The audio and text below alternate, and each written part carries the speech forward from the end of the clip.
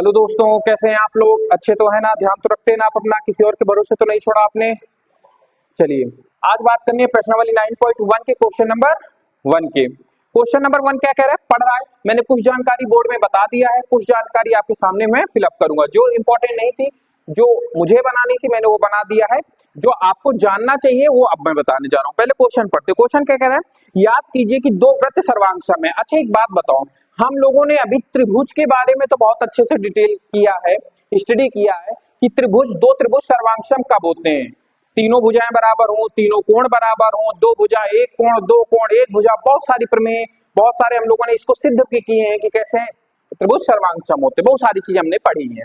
लेकिन वृत्त में सर्वांगसम होने की कंडीशंस क्या है कि दो वृत्त सर्वांगसम कम हो गए। अच्छा, एक बात बताओ, मैंने आपसे वृत्त की परिभाषा बताई थी। वृत्त की क्या परिभाषा बताई थी कि किसी तल पर कोई बिंदु से एक निश्चित दूरी पर कोई अन्य बिंदु का बिंदुपथ वृत्त कहलाता है। मतलब इसमें इंपॉर्टेंट क्या है आपका? ये दूरी क्या इंपॉर्टेंट है? दूरी इंपॉर्टेंट है। मतलब इनडायरेक्टली केंद्र से परिधि तक की दूरी क्या कहलाती है आपकी? रेडियस कहलाती है, त्रिज्या कहलाती है। तो इनडायरेक्टली कहने का मतलब ये है कि यदि वृत्त के दो वृत्त हैं, इसमें वृत्त में केवल रेडियस को छोड़ के और कुछ तो होता नहीं है, तो हम ये कह सकते हैं कि दो वृत्त सर्वांगसम होंगे। कब होंगे? जब उनकी रेडियस बराबर होगी। रेडियस क्या होगी? बराबर होगी। त्रिज्या बराबर होगी। क्या बराबर होगी? त्रिज्या बराबर होगी। चलो, इतना तो हमने समझ लिया कि हमसे क्वेश्चन क्या कह रहा है कि हमने दो वृत्त बनाए हैं जिनमें पहले की त्रिज्या R1 और दूसरी त्रिज्या R2 कहा है। तो हमें इतना तो पता लग गया सर्वांगसम बोलने से क्वेश्चन के कि R1 बराबर हो गया R2 के। यहां तक बात समझ में आई?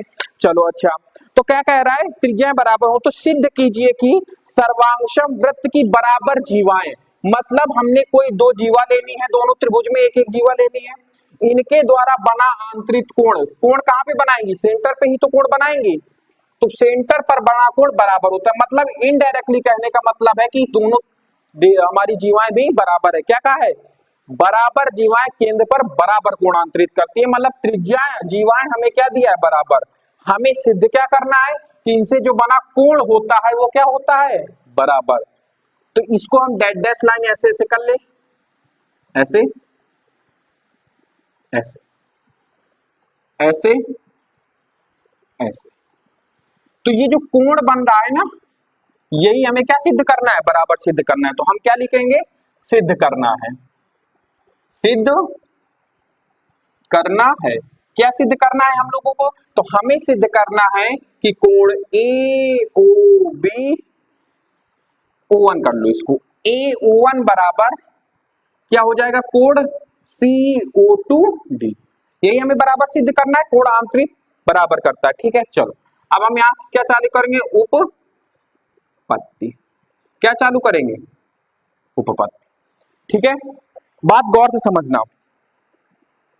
ठीक है, आप समझो। अच्छा, हमें इतना तो पता है कि अगर रेडियस एक बराबर, जैसे हमने कहा था R1 बराबर R2 की है, रेडियस की परिभाषा क्या होती है ये बताओ मुझे। रेडियस की परिभाषा तो यही होती है। त्रिज्या की परिभाषा क्या होती है? यही होती है ना कि केंद्र से परिधि तक की दूरी। तो AO डैश एक क्या है? त्रिज्या है कि नहीं? इसी तरीके से BO डैश क्या है आपका? त्रिज्या है। ठीक इसी प्रकार से CO2 क्या है? DO2 क्या है? मतलब ये सारी त्रिज्याएं हैं कि नहीं है? ये बताओ मुझे। त्रिज्या है। तो हम कह सकते हैं कि नहीं कह सकते? आप हिंदी में लिख सकते हो। यहाँ पे अगर उत्पत्ति आपको कुछ करना है तो क्या कहोगे? बिंदु A को O1 और बिंदु B को O1 से मिलाया। लिख सकते हो। लाओ मैं लिख देता हूं। A, B को क्रमशः O1 से मिलाने पर, ठीक इसी प्रकार से आप क्या लिखोगे? C, D को क्रमशः O2 से क्या करने पर? मिलाने पर। ये थ्योरी है, आप लिख भी सकते हो, नहीं भी लिख सकते हो, कोई ज्यादा इंपॉर्टेंट नहीं। लेकिन हमें ये पता होना इंपॉर्टेंट है कि A1 BO1 क्या है? हमारा त्रिज्या है। तो अच्छा, एक बात बताओ, दोनों त्रिभुज, दोनों वृत्तों की त्रिज्याएं समान है। तो AO1 CO2 के बराबर होगा कि नहीं होगा? तो हम यहां पे कह सकते हैं। अब यहां से देखो, सॉल्व करने का नाम लगाते हैं। O1 बराबर होगा CO2 के, होगा कि नहीं होगा? चलो उसी हिसाब से BO1 बराबर होगा किसके? DO2 के। DO2 के बराबर होगा कि नहीं होगा? और हमसे सवाल में ही दे दिया है, क्या दे दिया है कि हमारी जीवाएं बराबर है, मतलब AB बराबर है CD के, तो AB बराबर हो जाएगी किसके? CD के। ये हमें दिया है। और ये दोनों क्या हो जाएंगे? एक ही, ये दोनों क्या हो जाएंगे? सर्वांगसम वृत्त की त्रिज्याएं हैं, क्योंकि सर्वांगसम वृत्त है मतलब रेडियस बराबर होगी, तो हम क्या लिखेंगे यहाँ पे? सर्वांगसम वृत्त की क्या है? कि त्रिज्याएं हैं। ठीक है, सर्वांगसम वृत्त की क्या है? त्रिज्याएं हैं, मतलब इसका मतलब दोनों त्रिज्याएं बराबर होंगी। अब ये बताओ, ये भी साइड हो गई आपकी, ये भी साइड हो गई आपकी, ये भी साइड हो गई। अब आपको कुछ समझ में आ रहा होगा कि ये तो एक ट्रायंगल बन रहा है, बन रहा है कि नहीं बन रहा है? तो हम ऊपर क्या लिखेंगे? त्रिभुज AO1B तथा त्रिभुज CO2D में, आप समझ में आए मैंने वो क्यों नहीं लिखा था? क्योंकि आप खुद दिमाग लगाओ कि जब तीनों भुजाएं हमने बराबर कर दी तो हमें देख के ही लग रहा था कि क्या है, वो त्रिभुज बन रहा है। तो ये भी साइड, ये भी साइड, ये भी साइड, तो हम ये कह सकते हैं कि नहीं कह सकते कि त्रिभुज AO1B सर्वांगसम होगा आपस में, किसके सर्वांगसम होगा? त्रिभुज CO2D के। होगा कि नहीं होगा? अच्छा, किस प्रमेय से होगा? तो एस एस एस मतलब ट्रिपल एस प्रमेय से ये क्या हो गए? आपस में सर्वांगसम हो गए। और जैसे ही ट्रिपल एस प्रमेय से सर्वांगसम हो गए तो इसका मतलब है कि इस त्रिभुज में जो भी कुछ अंदर बनेगा वो भी आपस में बराबर होगा, मतलब ये कोण भी आपस में बराबर होगा, ये वाला कोण भी आपस में बराबर होगा, और ये वाला कोण भी आपस में बराबर होगा। तो हमें सिद्ध कौन सा कोण करना था? ये वाला कोण। तीनों कोण आपस में बराबर है, तो हम क्या लिख सकते हैं? कोण AO1B बराबर होगा कोण CO2D के। कौन सी प्रमेय अच्छा लगेगी यहाँ पे? Side angle side, triple S प्रमेय से तो हमने इसको सर्वांगसम सिद्ध किया दिया। अब ये बताओ कि जब सर्वांगसम सिद्ध करने के बाद उसके बाकी बचे हुए पार्ट्स भी आपस में बराबर हो जाते हैं त्रिभुज के, वो किस प्रमेय से होते हैं? CP/CT से। किससे होते हैं? CP/CT प्रमेय से। तो हमें यही तो प्रूफ करना था। देखो जरा सा, यही प्रूफ करना था जो हमने प्रूफ कर दिया। सरल था कि नहीं सरल था? क्वेश्चन टफ था क्या? आपने अगर प्रमेय को अच्छे से पढ़ा होगा तो आपको ये आराम से आ जाएगा। समझ में आया आप लोगों को? ऑनलाइन बच्चों को भी समझ में आ रहा है कि नहीं आ रहा है? मैंने बहुत अच्छे से डिटेल समझाने की कोशिश की है, ठीक है? नोट कर लो, फिर इसके बाद अगला क्वेश्चन, क्वेश्चन नंबर 2 करते हैं नेक्स्ट क्लास में। नोट कर लो। चलिए दोस्तों, आज बात करते हैं क्वेश्चन नंबर 9.1 के, क्वेश्चन दूसरे की, प्रश्नावली 9.1 का क्वेश्चन नंबर दूसरा। क्वेश्चन क्या कह रहा है? देखो मैंने कुछ चीजें ड्रॉ कर दिया है जो आपके लिए इंपॉर्टेंट नहीं है, जो चीजें इंपॉर्टेंट है वो अब मैं बता रहा हूं आपको। क्या कह रहा है? सिद्ध कीजिए कि यदि सर्वांगसम वृत्तों की त्रिज्याएं उनके केंद्र पर बराबर कोण अंतरित करती हैं तो जीवाएं बराबर होती हैं। मतलब आप समझना, अब ये देखो, इसके पहले वाले क्वेश्चन में उसने क्या कहा था कि अगर जीवाएं बराबर है तो बराबर कोण अंतरित करती हैं। इसमें जस्ट उल्टा उसने कह दिया है। क्या कहा है? यदि दोनों कोण बराबर हों तो उनकी जीवाएं भी आपस में बराबर होती हैं, ठीक है? और इसने क्या कहा है? वृत्त सर्वांगसम है। अभी मैंने बताया था अगर वृत्त सर्वांगसम होता है तो उसकी रेडियस बराबर होती है। जैसे त्रिभुज अगर सर्वांगसम होते हैं, उनकी साइड, उनके एंगल, सब कुछ उनके बराबर होते हैं, तो उसी प्रकार से जब वृत्त सर्वांगसम होते हैं तो उनके रेडियस बराबर होती है। क्या बराबर होती है? रेडियस बराबर होती है। तो आइए अब हम इसको सॉल्व करते हैं। पहले तो हमें यही समझना है कि सिद्ध क्या करना है। सिद्ध करना है तो सिद्ध क्या करना है कि जीवाएं बराबर होती है, तो हमसे सिद्ध करवा रहा है। जीवा कौन कौन सी है? AB और CD जीवा है। तो हमें क्या क्या सिद्ध करना है? AB बराबर होगा CD के, यही तो सिद्ध करना है हमें। अब फिर हम लोग क्या करेंगे? उपपत्ति के बारे में बताएंगे। फिर हम लोग वही लिखेंगे, क्या लिखेंगे? बिंदु A, B को O1 से मिलाने पर क्या क्या प्राप्त होगा? AO1, BO1, यही दो भुजाएं मिलेंगी हमें, ये भुजाएं मिलेगी ना त्रिभुज की। चलो ये पहला बिंदु हो गया। दूसरा बिंदु क्या है? बिंदु CD को C, D को O2 से मिलाने पर जैसे ही आप इनको मिलाओगे तो आपका CO2 कॉमा DO2 मिलेगा। CO2 गैस मत समझ लेना, भुजा का नाम है CO2 गैस, जानते हो ना, कार्बन डाइऑक्साइड, वो मत समझ लेना, ठीक है। चलिए अब हम, अच्छा जैसे पहले वाले क्वेश्चन में भी दो त्रिभुज जनरेट किए थे हम लोगों ने, इसमें भी देखो दो त्रिभुज जनरेट हो रहे हैं कि नहीं हो रहे हैं। कौन कौन से त्रिभुज जनरेट हो रहे हैं, मतलब बन रहे हैं, कौन कौन से, तो त्रिभुज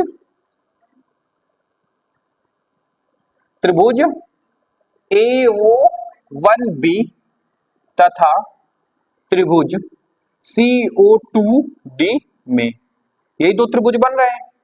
चलो ठीक है, अब इसमें एक बात बताओ, AO1 बराबर होगा CO2 के कि नहीं होगा, ठीक इसी प्रकार से BO1 बराबर होगा कि नहीं होगा DO2 के, क्यों होगा, क्योंकि ये सर्वांगसम त्रिभुज की भुजाएं हैं, या फिर आप सर्वांगसम वृत्त की त्रिज्याएं हैं, क्या लिखोगे, सर्वांगसम वृत्त की क्या है, त्रिज्या है, त्रिज्या है, ठीक है, यहां तक बात समझ में। अब एक बात बताओ, एंगल AO1B, एंगल AO1B बराबर होगा एंगल किसके, CO2D के, कहां से, तो ये तो भैया उसने हमें दे ही दिया था कि नहीं दिया था, उसने हमसे क्या कहा था क्वेश्चन ने, कि कोण जो है बराबर बराबर बराबर कोण अंतरित करती हैं, जो भी जीवा है वो बराबर कोण अंतरित करती हैं। तो अब देखो ये आपका हो गया साइड, ये हो गई साइड, ये होगा एंगल, तो त्रिभुज AO1B सर्वांगसम हो जाएंगे आपस में किसके, CO2D के, होंगे कि नहीं होंगे, कौन सी प्रमेय लगेगी इस पे, साइड एंगल साइड प्रमेय से। जब दोनों ये सर्वांगसम हो जाएंगे तो इसकी जो तीसरी भुजा है वो अपने आप कैसे सर्वांगसम हो जाएगी, किस प्रमेय से, तो AB बराबर CD से, कौन सी प्रमेय से, CPCT प्रमेय से, क्या हो गई, सर्वांगसम सिद्ध हो गई। और देखो हमें यही तो सिद्ध करना था, AB बराबर CD। समझ में आया आप लोगों को, ऑनलाइन बच्चों को समझ में आ रहा है, चलिए नोट कर लो, फिर इसके बाद क्वेश्चन नेक्स्ट क्लास में अगला क्वेश्चन बताते हैं, नोट कर लो इसको। चलिए दोस्तों अब बात करते हैं प्रश्नावली 9.2 के प्रमेय की बात करते हैं। प्रमेय कौन सी है, प्रमेय 9.2 है। प्रमेय क्या कह रही है, एक वृत्त के केंद्र से, वृत्त का केंद्र तो आप समझते ही हो, जहां पे गोला प्रकार रख के हम लोग ऐसे घुमाते हैं ना, तो जहां पे वो गोला प्रकार का नुकीला हिस्सा रखते हैं उसी को हम लोग क्या कह देते हैं, केंद्र कह देते हैं। तो ये हमारा क्या हो गया, केंद्र हो गया कि नहीं हो गया। चलो केंद्र से एक जीवा पर, जीवा क्या होती है, परिधि के दो हिस्सों को मिला, दो छोरों को मिलाने वाली रेखा जीवा कहलाती है। जीवा पर डाला गया लंब जीवा को समद्विभाजित करता है, मतलब जो ये लंब डाला जाए, लंब का मतलब समझते हो ना, सीधी खड़ी लाइन, जब आप ऐसे करके ऐसे डालोगे तो इससे आपके दो त्रिभुज जनरेट होंगे, एक ये वाला त्रिभुज जनरेट होगा, एक ये वाला त्रिभुज, और 90 डिग्री पे गिरेगा आके। क्यों 90 डिग्री पे गिरेगा आके, क्योंकि इसने खुद कहा है कि लंबवत डालते हैं, ठीक है, नामकरण कर दिया AB P और O, ठीक है। तो हमें क्या क्या दिया है, क्या दिया है, देखो जरा ऊपर क्या कहा है उसने, एक वृत्त के केंद्र के जीवा पर डाला गया लंब, मतलब हमें केवल और केवल क्या दिया गया है, लंब, मतलब OPA, कोण APO बराबर होगा कोण BPO के, BPO के कितना होगा ये 90 अंश, क्योंकि दोनों कोण 90 अंश होंगे कि नहीं होंगे। बस इतना ही दिया है।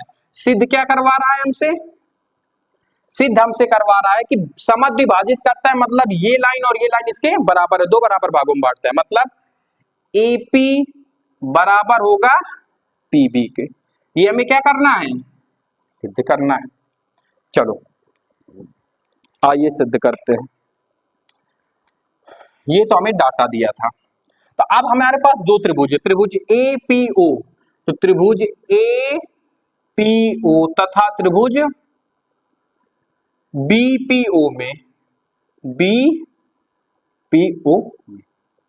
अब अच्छा एक बात बताओ, केंद्र से परिधि तक की दूरी क्या कहलाती है, रेडियस कहलाती है, त्रिज्या कहलाती है, मतलब AO क्या है आपकी रेडियस है, BO क्या है या OB क्या है, रेडियस है, मतलब ये तो अपने आप आपस में क्या हो गए, बराबर हो गए।